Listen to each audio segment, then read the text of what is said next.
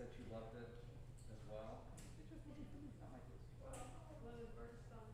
Yes,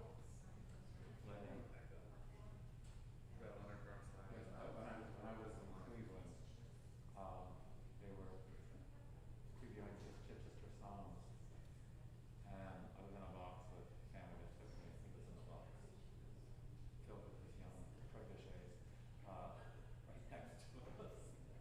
My big issue was I just didn't like the way that it was filmed and the style of the documentary. I thought it was boring and narrating. Didn't really do it for me. Too narrative. Yeah. Okay. Ready? Good morning. And good morning to those who are joining us on live stream, YouTube, or Facebook. I'll get the link to the YouTube recording of this to Josh a little later on today so that he can send that out to the people at JCOH, and it'll be on our website as well for our own folks. Welcome again to the last of the 5th season of the Rabbi and Rector. We're in what? This is it. This is it. And so our question today is, how do we change? How do we accept change? What are our responses with change? What are our behaviors when change happens?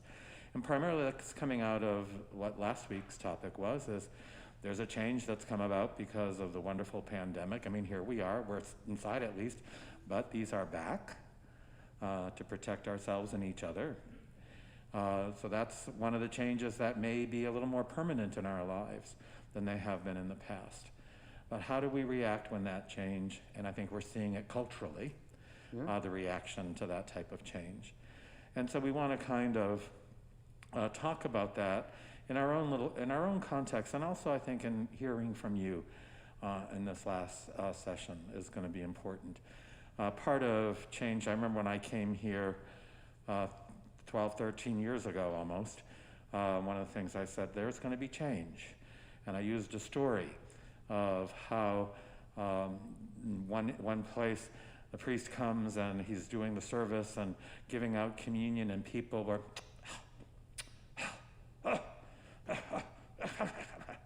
and for weeks complaining about the way he was doing the service.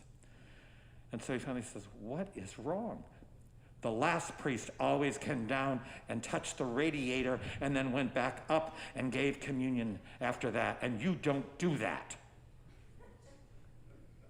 Okay. So he contacted the previous priest and said, can I ask why you went down to touch the radiator before you gave out communion? Because they're going crazy because I'm not continuing your ritual.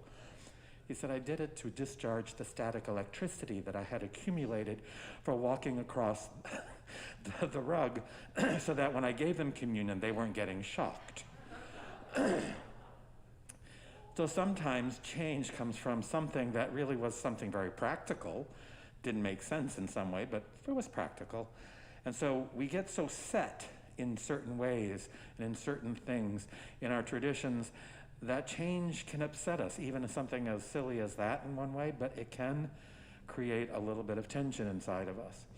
And so a lot of that becomes, how do we cope with change when it comes about?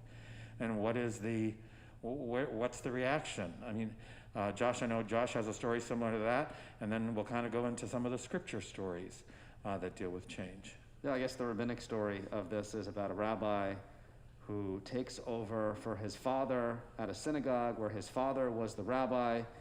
He takes over and just starts changing everything. He starts using a new prayer book, he starts changing the music, starts sitting differently, dressing differently, and the board calls him aside and says, Rabbi, it looks like you're changing everything.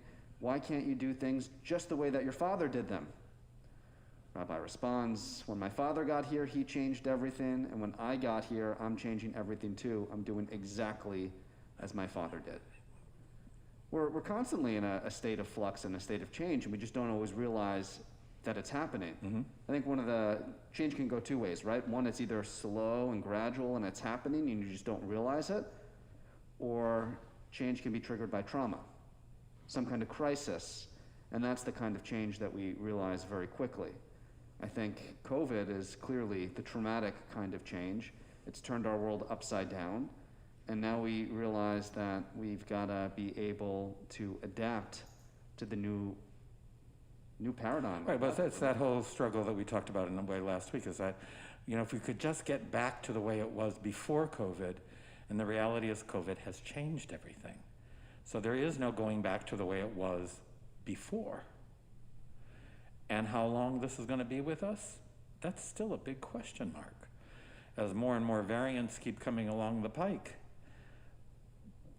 So things have changed, and they're going to change and keep changing as long as this continues.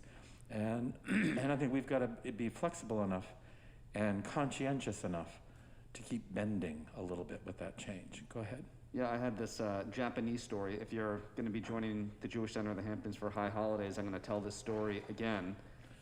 You get a sneak preview. Yeah, you get a sneak peek. So this is a story about change, and it's a great metaphor, beautiful Japanese legend. It's told about a shogun, which is a Japanese general, and his name was Ashikaga Yoshimasa, excuse me. And he had what's called a chowan. A chowan is a Japanese tea bowl. And it was his favorite chowan. It was incredibly beloved to him. And one day, Yoshimasa knocks off the tea bowl accidentally from the table, and it shatters into pieces. And so Yoshimasa was upset, and he wanted to mend the tea bowl. So he sends it off to a Chinese artist that's known for mending, and they send it back to him, and it's got these two giant iron braces that they put on in order to mend the tea bowl. And he thought, oh my goodness, they made my tea bowl ugly. What am I going to do? So he goes searching around for different kinds of artisans and craftsmen to do something new in order to repair this. And finally, he comes across a local artisan who says he can repair the tea bowl, and he uses an urushi lacquer. That's a sap that's extracted from a Japanese tree that is this red lacquer. He covered the lacquer with gold dust so that when they placed the pieces together and they glued the pieces together, along all of the cracks were these gold lines. And they called this art form kintsugi. You could look it up and see some kintsugi art. It's essentially where you take broken pieces of something, and when you put them back together, you have the, not scars, but you have the lines of brokenness that once were. The idea behind this is that when you repair something and you put the pieces back together after the trauma, after everything is shattered, that you actually elevate the piece even higher, using the same pieces but recognizing that the original piece is not what it once was. It's something very different and something elevated. And I happen to love this metaphor for change and metaphor for how we deal with trauma and things like COVID. Because if you think that one day we're going to snap our fingers and everything's going to be 2019, I think you're trying to repair your chow and your teapot with those metal braces, and it's just not going to happen. But we can actually elevate where we are now and use this as an opportunity for growth. And that's the kind of healthy change that I think we should be imagining when we think about what's next after COVID, or what's next because of COVID, because this might just be an endemic thing that we're stuck with for a very, very long time. So to put it into our context here, if you look at stained glass, the stained glass windows, they're all in pieces and held together by the lead molding. Part of what they learned at the very beginning when they were doing stained glass is, yes, they would do a big, large piece of glass, and then when they put it into the archway, they found out that it kept cracking and kept falling apart because the weight around it was too much for the glass. The only way that it would work is if they added the lead around the pieces to keep it together. Here we have a lot of that stained glass with a lot of lead holding pieces together, and we just had it redone. Why? Because the weight of the heat of the sun was melting the lead, and the weight of the glass was falling in upon itself, and we were getting ready to lose a lot of it. So it had to be re-leaded, re-put back together. The two stained glass windows that are light boxes now are from the original chapel in 1848. We found them in pieces downstairs. The company put them all back together. again, doing the puzzle of putting it together, but putting it back and making some pieces to fit in where there were pieces missing. So in one way, we've taken this beautiful stuff that got broken and found an art form in the Western modality, very similar to what was happening to that, not lined with gold, but with a material that at least gives you the picture that is made up of fragments, so it's all the parts coming together to make a whole. It also becomes a symbol for us of what it means to be in community. Each of us has gifts to bring to the community, and when we're together, we get a whole picture of what it means to be a community. So we're brought together to do that. Getting into maybe some of the scriptural or midrash, one of the things for those of us who are Christians, there's not much in the scripture per se in the Christian Testament that deals a lot with change by that title. But what does come about is when there is trauma in the community, what happens? Well, look at what happened to the early community. When Jesus is arrested, when Jesus is condemned to death, what do? They run and hide. They go up to the upper room. They lock themselves in. They cut themselves off from everybody out of what? Fear. That type of change was a fearful change. Who is it that goes out anyway after he's dead? The three women. They brave it. They go out. They go to the tomb and they find that it's empty.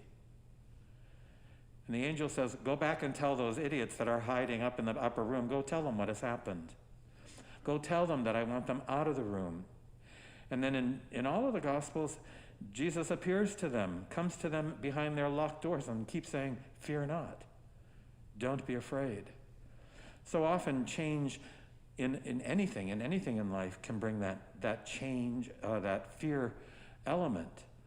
Sometimes we'll not go behind a real locked door, but we'll lock the door of ourselves. And we'll become very introverted and very quiet. We don't want to talk to anybody else because we're not able to cope with that. Or we try to rush back in when we're locked in to what was. And the challenge for us as Christians, the resurrection is, what was ain't anymore. And you've got to keep moving on and keep opening yourself up to the Spirit and keep moving forward, trusting that the Spirit will lead you to something better. Josh? You know what I was just thinking of, which is interesting? The Greek letter delta. Anyone know what delta symbolizes? If you were to see a delta, which is kind of like a triangle, which I find that ironic because delta is where we are right now, quite literally. But delta also symbolizes change. So we're in the delta paradigm right now, you might say, in more ways than there is another Greek concept, Heraclitus. Remember the ancient Greek philosopher? One of his lines, which I think has a lot to do with one of the ways that I think about God and I think about spirituality and life, he says, you can't step in the same river twice. You can't step in the same river twice. It's different every single time. For me, it's a beautiful image of the world in which we live. That it's constantly in flux, and although you want to return to that point of where you were, you actually can never really do that because the river is constantly flowing. Constantly refreshing. And so it is with our timeline, so it is with life, so it is with everything. We talked a lot last week about one of the things that I have told spiritual directees is, so what has changed in your life and in your spirit this coming year? Well, nothing. I'm really at the same place. I said, so therefore you've never allowed life and the Spirit to come into your life because life is always changing. You're not the same that you were exactly 1 year ago. Yeah.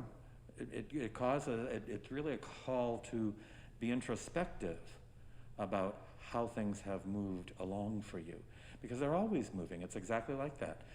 I'm never going to step into the same spiritual life that I was 40 years ago, or that I was 10 years ago, that I was last year. I mean, my spiritual life has changed dramatically under COVID. What do you think the biggest change for you personally, spiritually, has been the last year? And then maybe this is a question for all of us, but I think we should probably answer it. I know it's a deep introspective question. No, for the last year, there's a spiritual dimension and a pastoral dimension. It's how do you minister to people that you can't get to? How when a ministry is based upon personal contact, and you're not allowed to go to a hospital, you're not allowed to go to someone's home because of the lockdown, how do I go to do last rites? I can't. So I got to do it on the phone? How? It was adjusting to that reality that it's not going to be the same always. It was adjusting to the reality of, in my own life, where that sometimes those personal connections are important, that I had to find another way to do that, and that was difficult. So that for me was part of it. Yeah, I'd say for me, and it's similar, but maybe I'd frame it a little bit differently. Shock. Because my whole concept of relationship and community has drastically changed. I used to think community was something very specific, that you had to be in physical presence of other people. I love this idea, especially that we see over and over again in the Tanakh, of seeing someone, what we call in Hebrew, panim el panim, face to face. I used to say that meant in person, that meant in your presence. And the whole concept of presence for me has dramatically changed. I used to say that you couldn't have a profound encounter with another human being unless you were in person. Right. That was a struggle. You couldn't be in relationship and in community with someone unless you were in person. And I strongly believed that. And I that was part of my rabbinate. That's part of what I believed in what we were doing. And everything else, live stream, virtual community, that was kind of what you do. It was a tangential community. It was a part of the community, but it was, I don't want to use the word second class, but in some ways, It was not the same. It felt less than. yeah, I was more connected to the people in person than I was virtually. And that whole idea has radically shifted for me. Part of it's by necessity, right? Part of it is because we had no other option. But I think COVID has really showed me the possibility that we can exist in deep and profound community in these online communities, by the phone, through FaceTime, through Zoom, which were always nice but gimmicky, but now they're actually a tool for real community, for real relationship. And we just have to, I've reconceived my whole notion of what that face-to-faceness actually looks like. Even in that, though, I mean, a lot of studies have come out of this recently about looking at the energy level that the TV, the Zoom, that requires is actually more energy than what is required in face-to-face and in person-to-person. Because in the person-to-person and the face-to-face, there is an exchange of energy that goes on that re-energizes each other, but that seems to be missing in some capacity over that wonderful instrument of Zoom or Facebook or whatever vehicle is used, that actually people were getting much more exhausted after a day of Zoom meetings than they might have been after a day of face-to-face meetings, that the energy level was radically different. And I think that was very clear for me in many instances. It's like an hour on Zoom was like 5 hours of one-to-one. Yeah, we shortened our services and shortened our, normally we would have like an hour and a half class. And then we decided that for those joining us virtually, an hour and a half was too long to be on a screen at one time, and we shifted that. And one of the concepts, or one of the a vocabulary term that I learned very recently that I am thinking a lot about, it's called COVID keepers. A COVID keeper is something that you've learned during COVID, something that you've changed during COVID, that you'll continue to use even after the pandemic is long gone. So it's kind of, where in your life have you shifted? I mean, maybe the question is, or maybe the idea is, are you gonna still continue to hug people? Or is that done? You do have handshakes. Are you gonna continue to elbow people?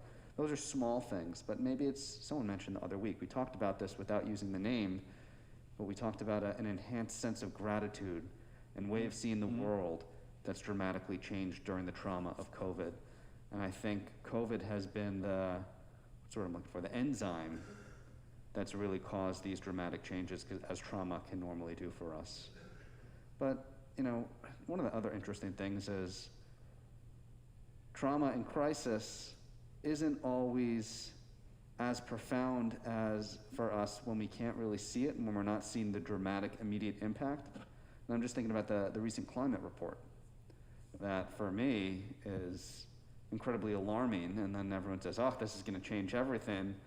And my sense is maybe not. I don't think people see immediate crisis, immediate trauma that they really need in order to make the deep kind of changes that are needed right now.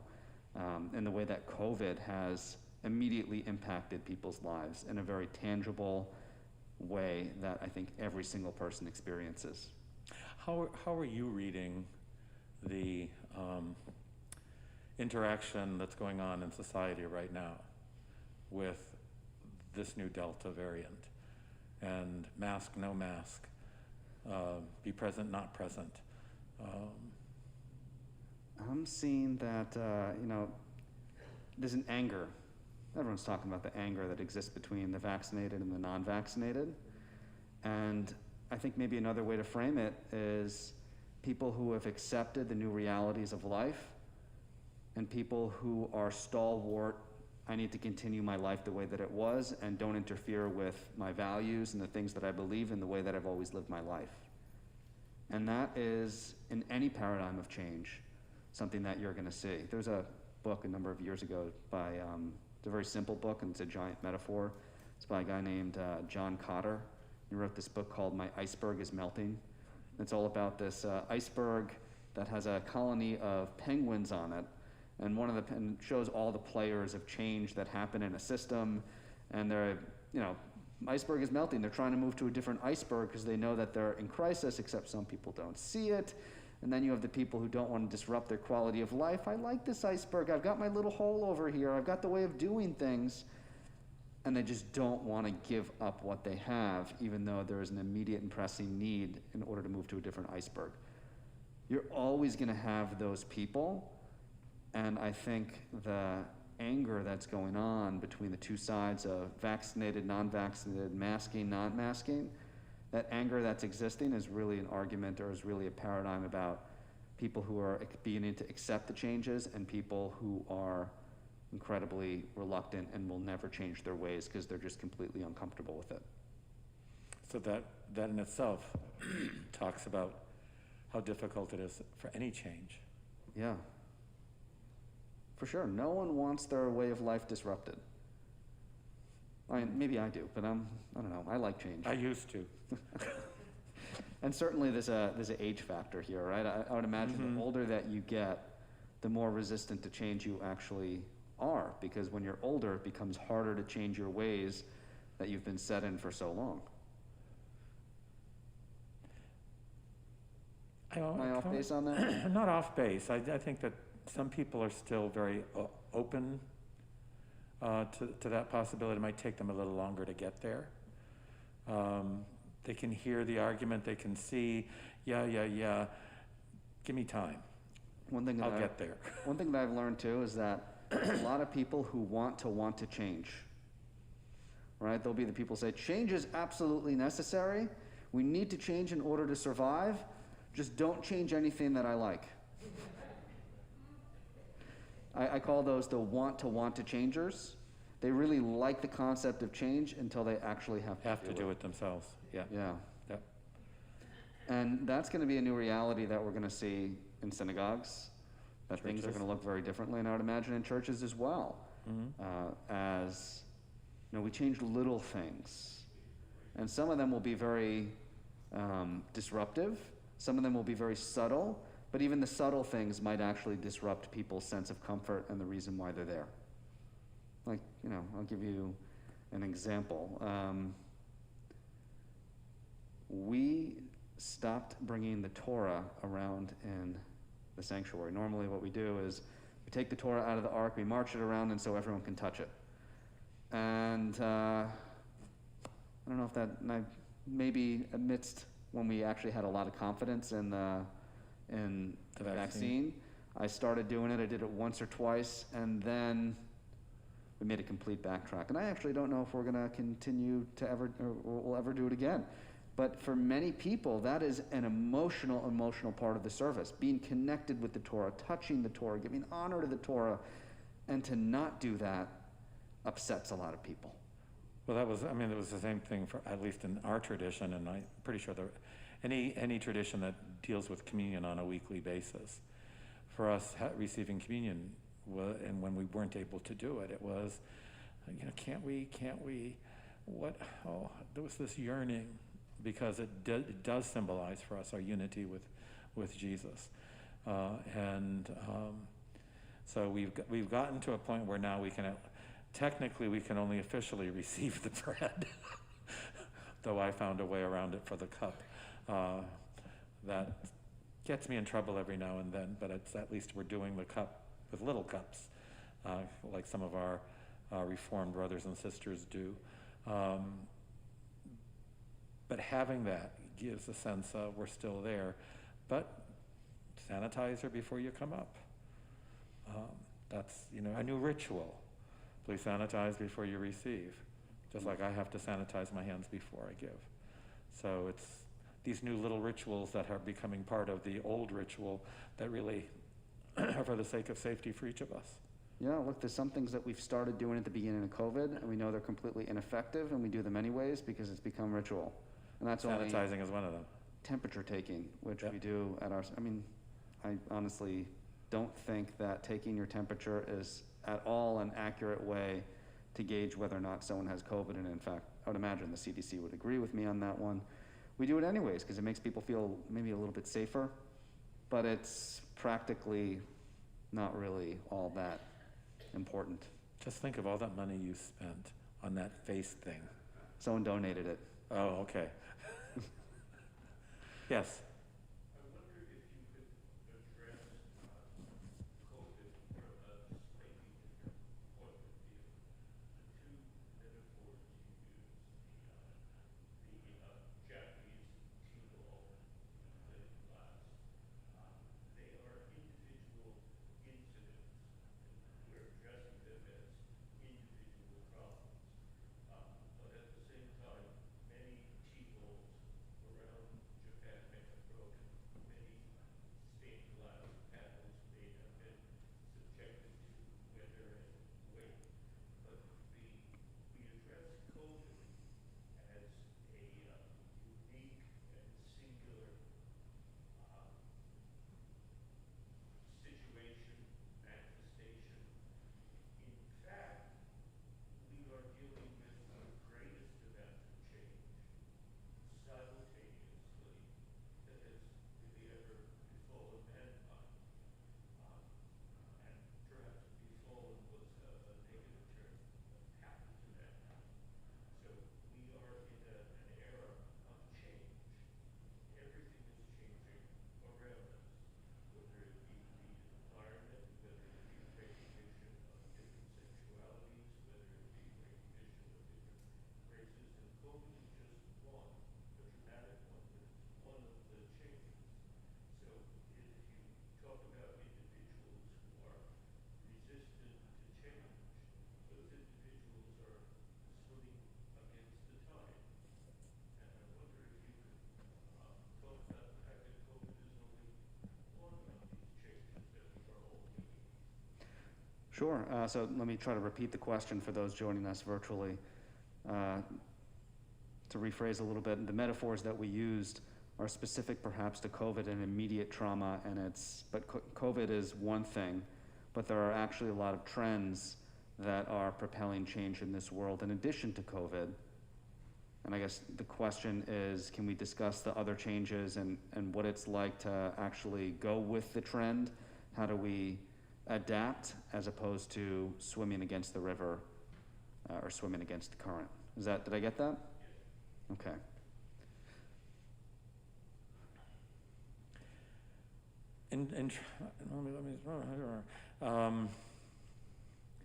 I still think that the metaphors that we used with the stained glass and the teacups is a valid one for any other issue of change.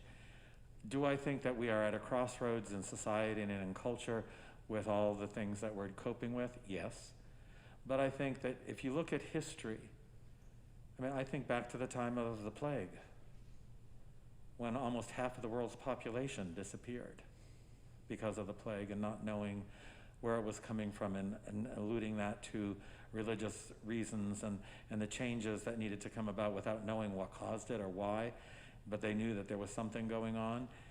And it created a lot of havoc in all sorts of elements of society. At the beginning of the last century, the flu epidemic that was going around. One of my great-grandmothers died of it when my grandmother was only 2 years old, which caused a lot of change in a family where her father was deaf, and in using the parlance of the time, deaf and dumb, because he didn't have hearing aids, he didn't know how to speak. So he's bringing up 2 children as a single father in that period of time. And so all sorts of change because of that epidemic that was going on. And I think that change has come faster because of that wonderful thing called technology, has forced a lot of us to confront things that maybe we're not comfortable confronting, that would have taken a long period of time. We've even taken the concept of time and tried to shorten it. So, it's been 40 years since, and 40 years is now like ancient history, or 10 years ago, it's ancient history.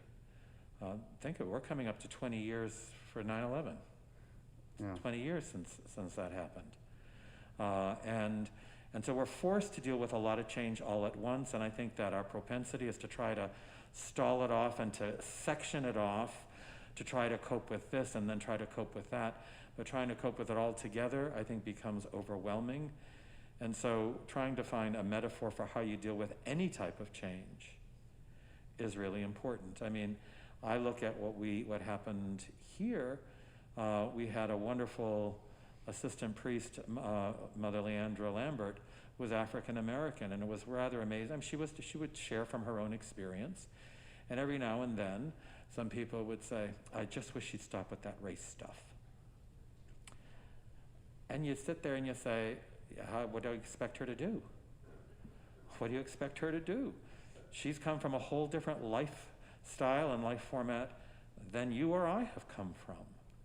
She is giving you from her life experience, of her encounter with white people, with a white society that does have an overtly white supremacist. We don't like that term because we think of KKK, but has a white dominant mentality to it. We don't want to know about the fact that slaves were here from 1619. Just even the title 1619 sends an element of our population up in arms, because we don't want to hear the real story. We want to gloss it over. We don't want to hear the real story of January 6th anymore. We've got to gloss that over. So I think that there's a way that I think that for us, our spiritual traditions call us to look at the reality, but how in our own various spiritual traditions, God, for us, Jesus and the Spirit guide us to encounter those, not with fear, not with condemnation. Did not send my Son into the world to condemn the world, but to save it and to love it.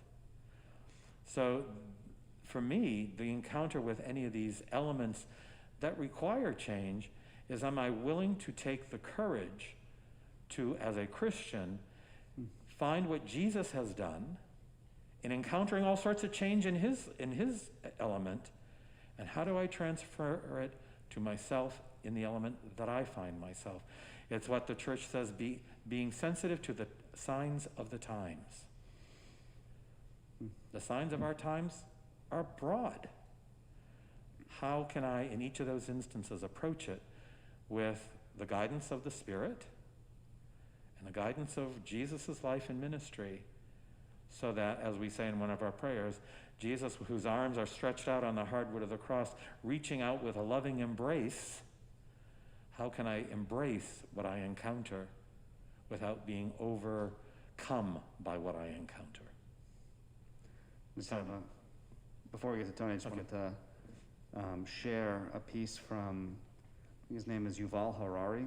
He wrote this book, a very popular book called Sapiens. And he gives this example in Sapiens of we call it a parable, it's kind of a thought experiment of Rip Van Winkle, who goes to sleep in the year 1000 of the Common Era and wakes up 500 years later in the time of Columbus, standing by the Nina, the Pinta, the Santa Maria, and he examines the social attitudes of the time and what's going on in the world. And although 500 years have passed, this Rip Van Winkle realizes that in the last 500 years, not all that much has changed. Technology hasn't changed, social attitudes haven't changed. Things are pretty much the way that he left them 500 years ago. Goes to sleep again, wakes up in the year 2021, and his world doesn't recognize anything. Not a single thing, not a single social attitude. Everything has changed so dramatically, and what this illustration is trying to show is that we've accelerated the change that exists in the world so much in the 20th century, the 21st century, the 19th century, that if you fast forward or rewind even just 100 years, the world becomes almost completely irrecognizable. So we are living in a paradigm of change that exists right now that I don't think the world has ever quite known in the history of humanity, which makes things interesting. You know, the theology of change is so much more relevant now than it was 100 years ago, 200 years ago, 300 years ago, because the acceleration of change kind of looks like a COVID curve, right? It goes up like that and it increases exponentially and then starts going straight up. And whereas the original line might have been relatively flat throughout humanity, we've really hit that curve of acceleration where change in our era just looks drastically different from change from the time of Jesus, from the time of the ancient rabbis, even 500 years ago. So it's a tough paradigm to look at things. We're dealing with change because we have to, because we live in that kind of world. But I think one of the reasons, as Dennis mentioned earlier, that Jesus doesn't deal so much with the concept of change is because he didn't have to. That wasn't his era. Although I think there are there were some elements. There are some texts that will have that. I mean, look, during any catastrophe, during any crisis, you're just forced to change completely. The ancient Israelites, ancient Judeans are exiled from Babylonia, or exiled from Israel to Babylonia. No longer do they have a temple. They have to radically change the way that they worship God and radically change their religion. Same thing when the temple is destroyed in 70 of the Common Era by the Romans. Everything changes completely, and Judaism just looks radically different from the way that it once did. And the Christian response to that is when our Gospels are written, it's right near or right after the destruction of the temple. Early Christians were Jews. They worshipped there. They participated in that, but then all of a sudden, it now becomes an issue of change, and Jesus predicts this. He predicts this happening to show a reference to his prophetic ministry as well. But it's a different thing. What also goes on are trends, right? Trends that start increasing slowly. So, for example, social attitudes towards race, towards homosexuality, towards abortion, towards, you name it. And those trends, you might say, how do we respond to those changes that are existing in the trending of the way that things are going? And Judaism, and I'm sure Christianity slowly does that.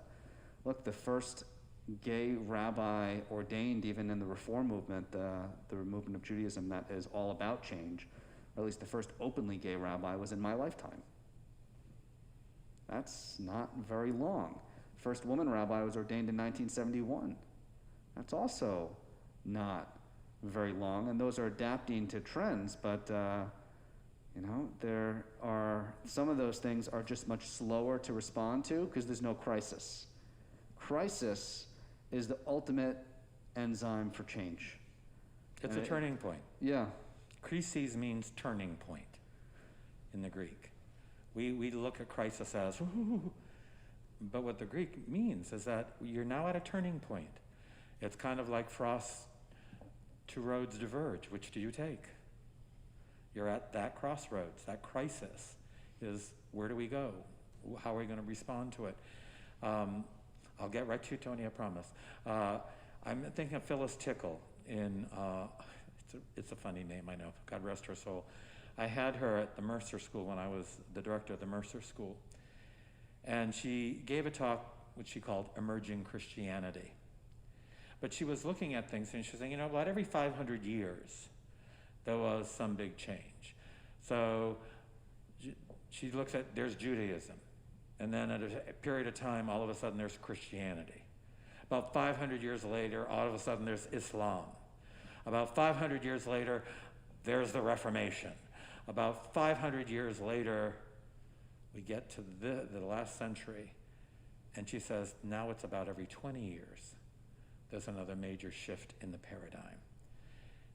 And that is even becoming shorter. She died maybe about 7 years ago.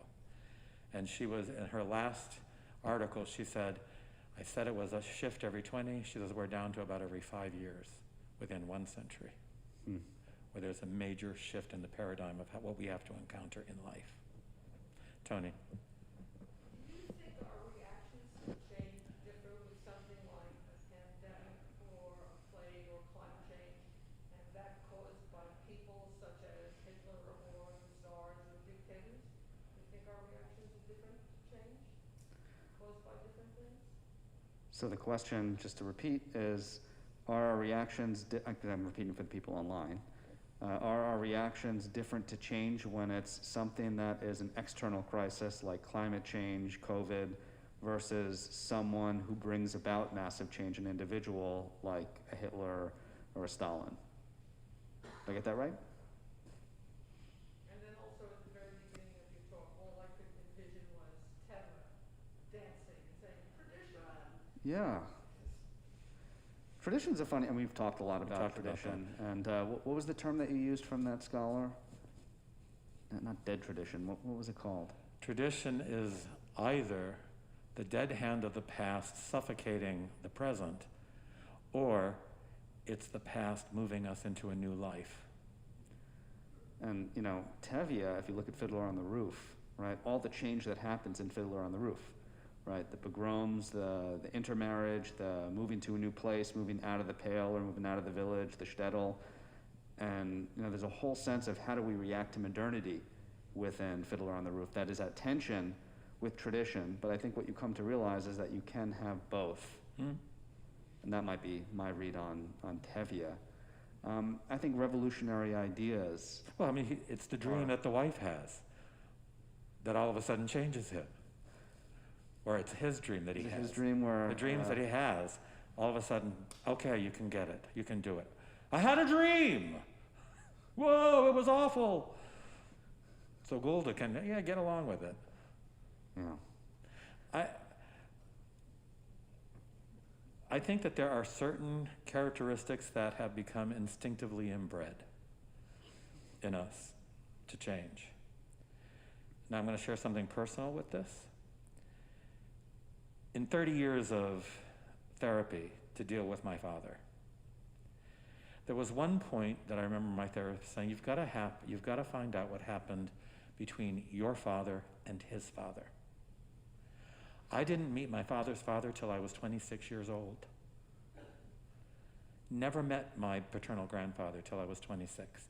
We'd go to Canada, and I would stay with my grandfather's brother and my great aunt, while my father left us there and went to visit his father, never taking any of us with him. Who do I ask in my father's family? Because my father's family was a great keeper of secrets, except for my Aunt Blanche, who I talked to, and I says, well, what's the story about Dad and your father? I don't know him, never met him. What happened? This is what I mean by family instinctive system. My Aunt Blanche said, at age 16, your father stood between my father and my mother, so my grandparents, and kicked our father out of the house for his drunken living and for his womanizing and for his abuse of my mother. At age 16, I stood between my mother and my father and asked him to leave because of his abuse of my mother and his womanizing. He was not a drinker, but he had the personality. It's a family system memory. I had no idea that had happened with him. All I remember is him standing behind the counter of our house, and I could hear the nails lifting as he was pulling up on the counter and thinking, I am frickin' dead.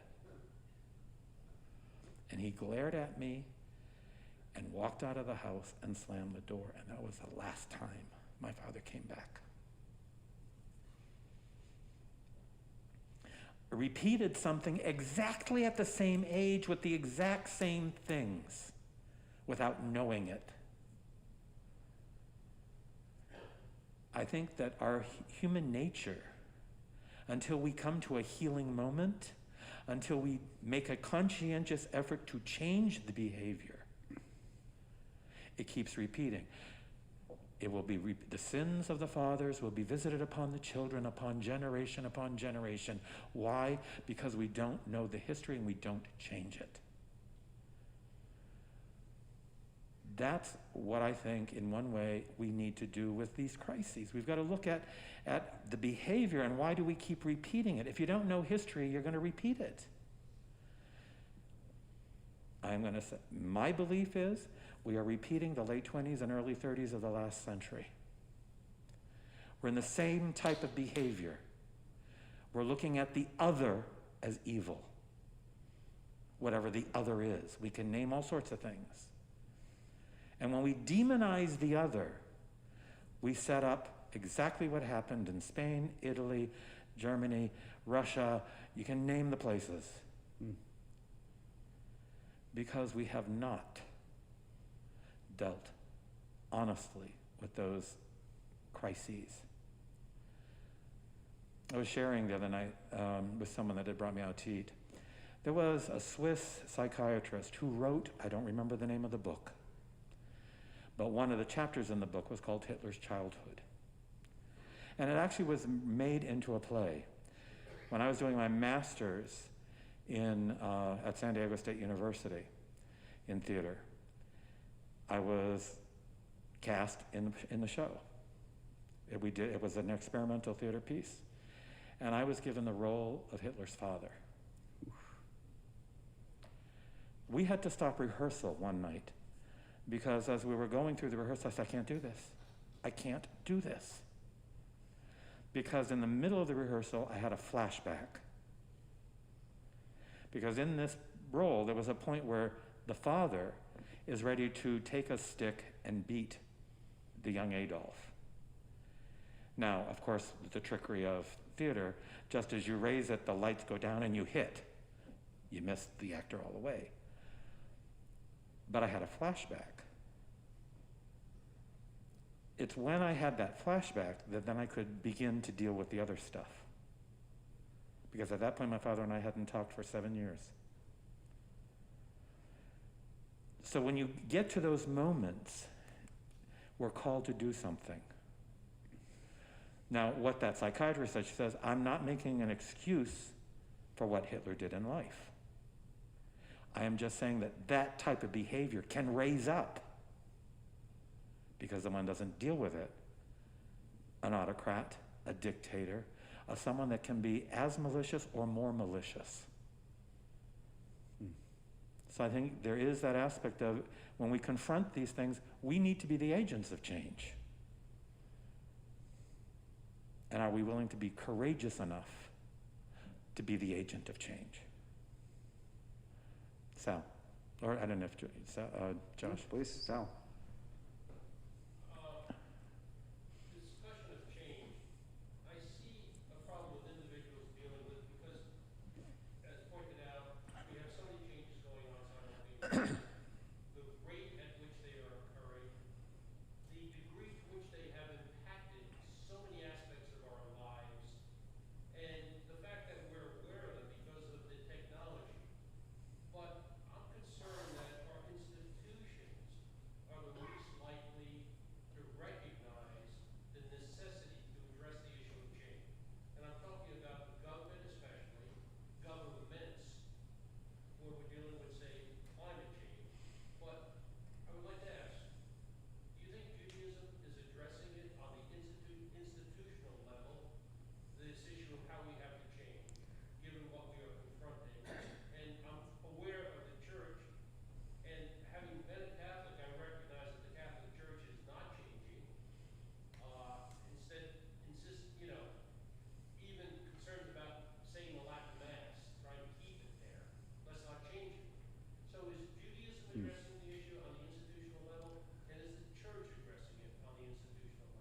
It's a great question.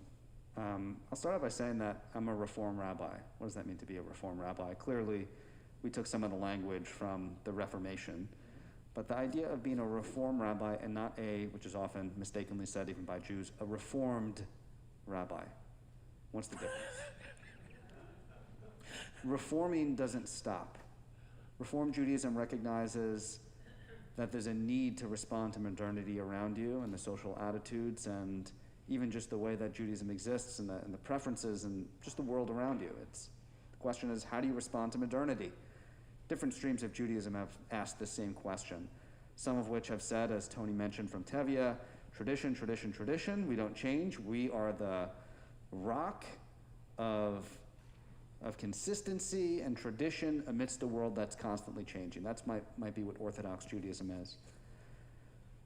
Reform Judaism is more about how you actually live as Jews in the modern world that's constantly changing. And part of that requires that we have our finger on the pulse of social trends and make the appropriate kind of changes that are necessary.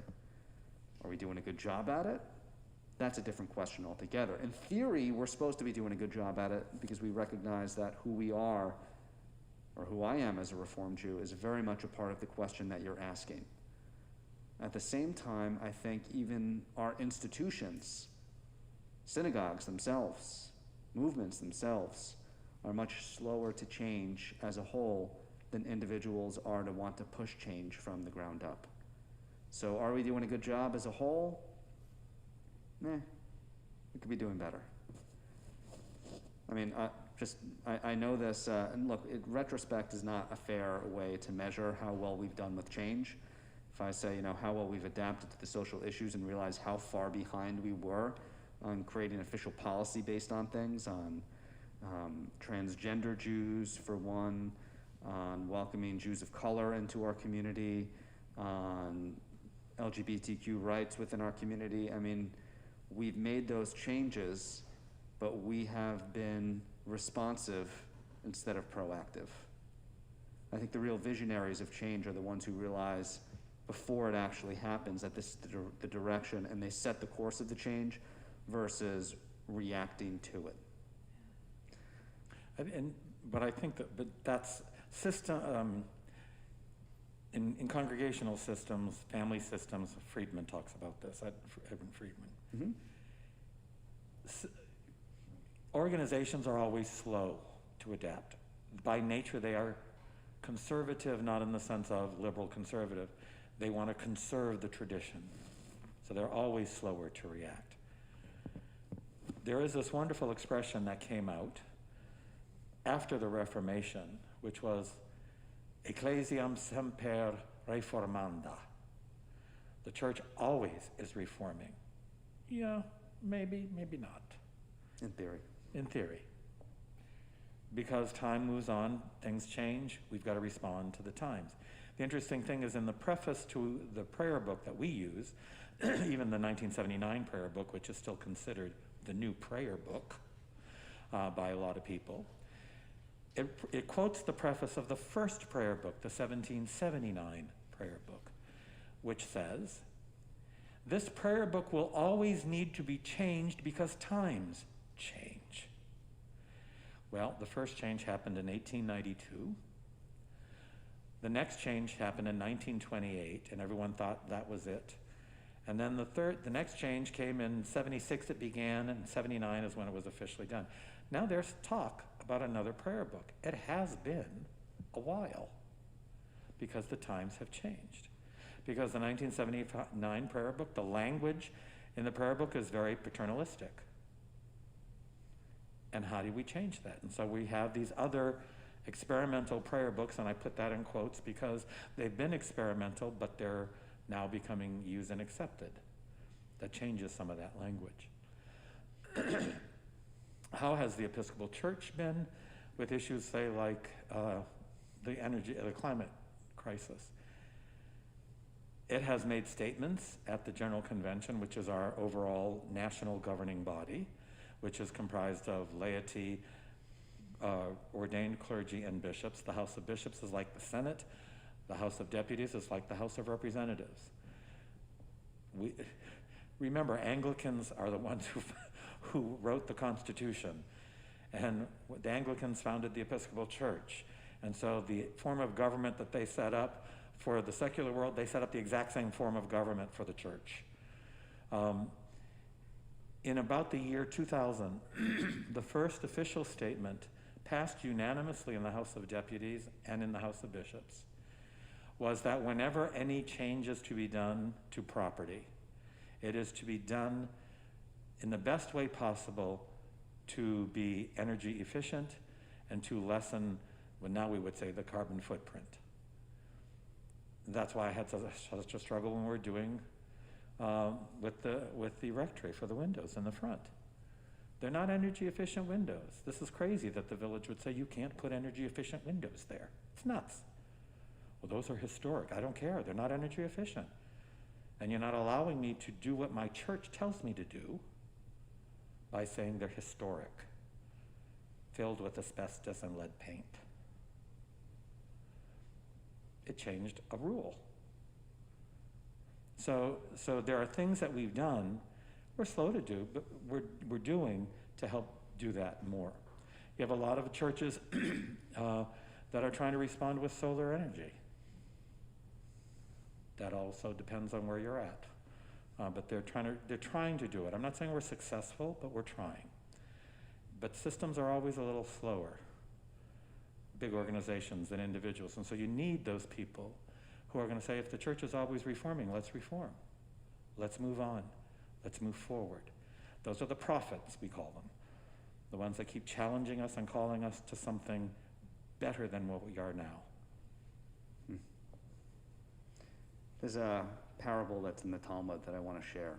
So I think it's just a really powerful way, another powerful way that we can imagine change and how to navigate it. And this one seems particularly striking for COVID. It's the story of Rabbi Shimon Bar Yochai, who makes a disparaging comment against Rome. And when you make a disparaging comment against Rome, and Rome is the occupying power, yeah, they put a death warrant out on your head. So Rabbi Shimon Bar Yochai realizes there's a death warrant out on his head, and along with his son, Rabbi Eliezer, they go and they hide in a cave that's in the wilderness. And I'll read a little bit of this particular, what happens in the cave. So together they went into the field and hid themselves in a cave, so that no man knew what had become of them. And a miracle happened. A carob tree grew up inside the cave, and a well of water opened up, so that they had enough to eat and drink. They took off their clothes and sat up to their necks in sand. The whole day they studied Torah. And when the time for prayer came, they put their clothes on and prayed, and they put them off again and dug themselves back into the sand so that their clothes wouldn't wear away. Thus they spent 12 years in a cave. When the 12 years are over, Elijah the prophet comes and says, you can now come out of the cave. Rome has now fallen, or at least there's a new emperor in Rome. So they come out of the cave, and when Rabbi Eliezer, whatever Rabbi Eliezer hurt or whatever he saw, it immediately turned to fire and was inflamed. And Rabbi Shimon would then, heal what was going on, put out the flames. They're walking along, and actually they both think to themselves, this world that we're living in is completely different. Everyone is doing everything completely wrong. Nobody is studying Torah. Everyone is living their lives completely secularly, and this way that we had, this way of living in the cave is completely lost. And it was on the eve of Sabbath when they left the cave. As they were coming out, they saw an old man carrying 2 bundles of myrtle in his hand, a sweet-smelling herb that had left the perfume of paradise. What are these for? They asked the man. They are in honor of the Sabbath, the old man replied. Rabbi Shimon said to his son, look and see how dear God's command are to Israel. And at that moment, they both found tranquility of soul. Okay, what's going on here? They're living in a cave for 12 years. They're doing everything that is staunchly in the tradition study Torah by day, they eat food, they drink water, they've got like the basics of the tradition. They're literally in a echo chamber of Torah with nothing else. They're entrenched in what they know, and they are doing exactly that for 12 years. And when they exit the cave, everything is completely radically different than they had been living, and everything's radically different than they had expected it would be from their time before they had actually entered the cave. And they see this old man doing something that they don't know what he is doing, even though it should be very familiar to them. He's observing the Sabbath, right? In his own way that is completely not recognizable to them.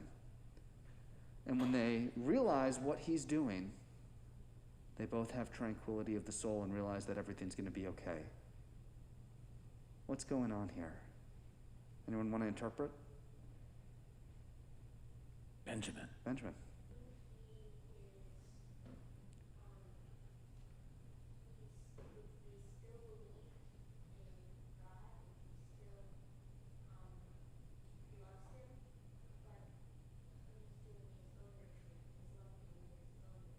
Yes, that's beautiful. He still believes in God. They just don't realize that.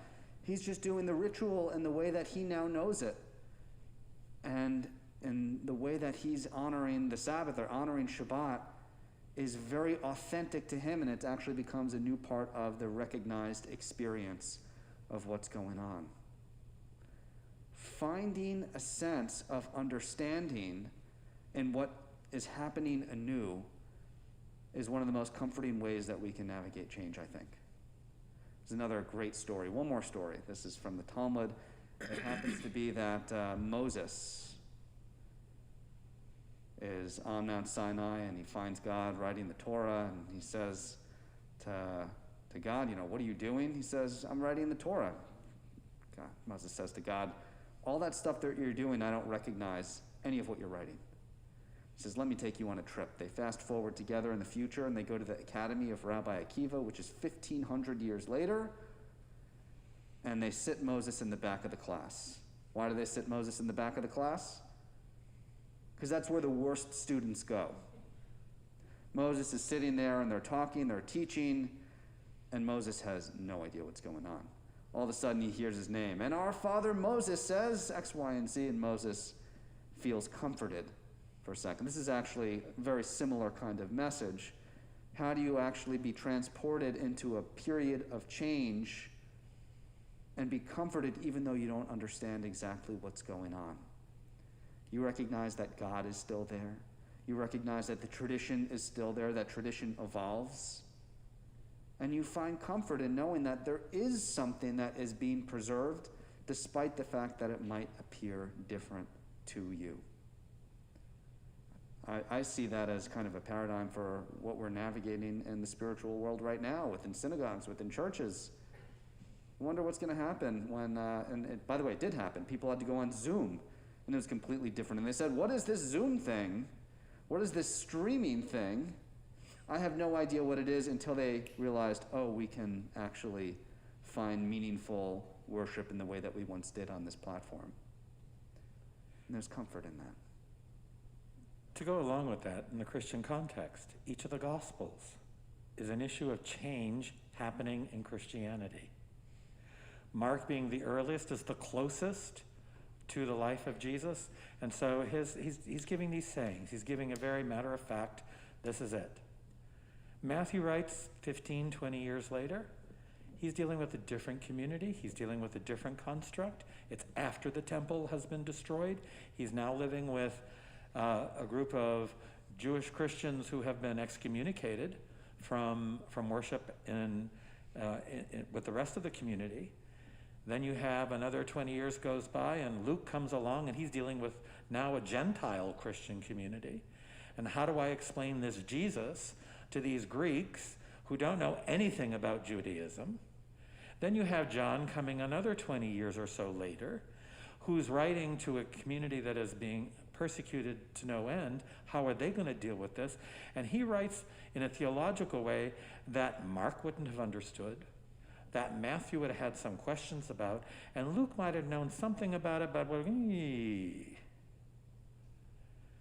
So in each epoch, in some way, and there are other gospels that were written but rejected by good old Irenaeus because he didn't like the story and the way it came out. So he puts together what he thinks are the valid books for the Christian Testament, and they get validated.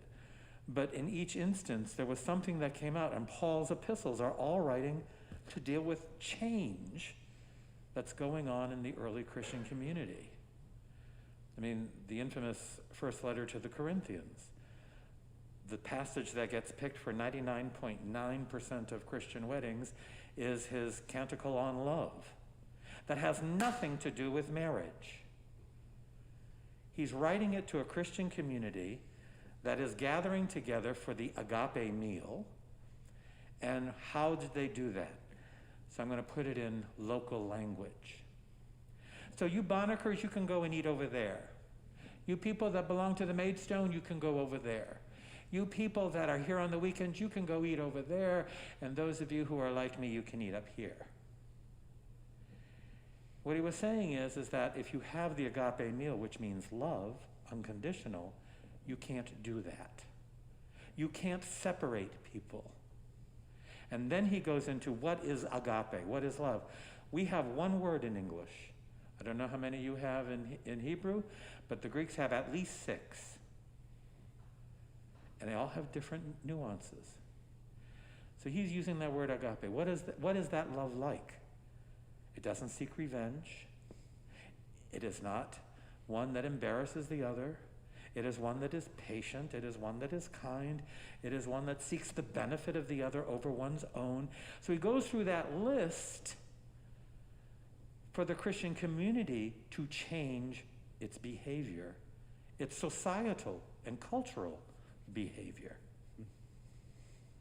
So our scriptures clearly are helping a community deal with change as it goes on and encounters it. It might be wise for some of our brothers and sisters who think that Jesus was an Aryan, basically, blonde hair, blue-eyed, white. He's not? You know? Sorry. No, he wasn't, really. I promise you. How they're trying to grapple with that. I would confront our brothers and sisters, and I have with some of the evangelicals. Sorry, but you're misusing the scripture. You're not understanding what Paul says. You're not understanding what agape love means. They don't like that. But that's the reality. And that's where you and I have got to understand that that word, love, and what agape means is that my love for you means I'm willing to lay down my life for you. Does that mean like? No. But it means that I need to encounter you in a special way. That if you are made in God's image and likeness, I'm going to repeat that again. If you're made in the image and likeness of the divine one, you've got to find the divine one in each other. Love the Lord your God with all your heart, all your soul, your whole being, and love your neighbor as you love yourself. When you don't love your neighbor, you're not loving yourself. Diane.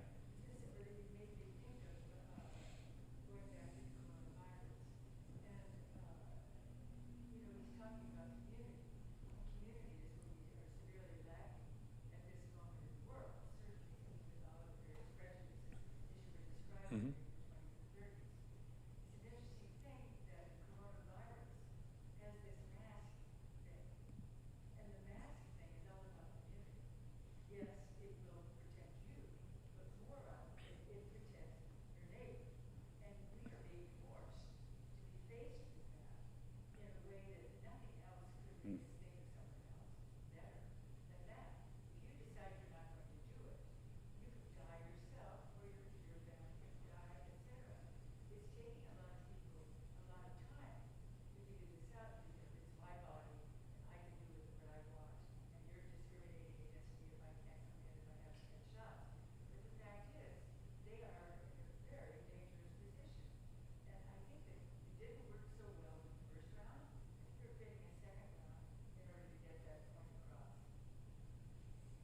Mm-hmm. Anything else? one last thing, which I'll have. Oh, Bill.